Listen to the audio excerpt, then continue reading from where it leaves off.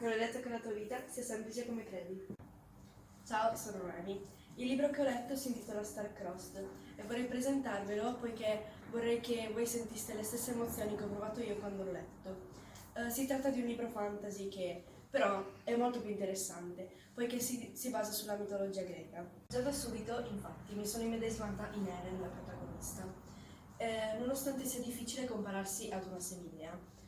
Infatti, questo è uno dei motivi che mi ha spinto a continuare a leggere questo libro, oltre al fatto che è un libro ricco di colpi di scena ed è molto avvincente. La scena siano un fattore molto importante.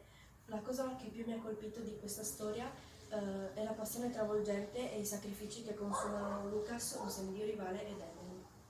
Credo che il ciondolo a forma di cuore che indossa Eren, la protagonista, sia il simbolo di questa storia, poiché rappresenta l'amore che si tramanda dentro questi tre libri.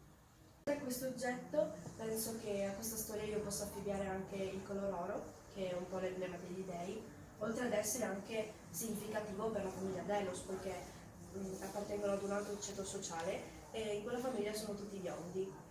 La prima immagine che vedo chiudendo gli occhi è la scena in cui Ellen e Lucas si salvano la vita a vicenda, nonostante prima la loro relazione fosse basata solo sull'odio.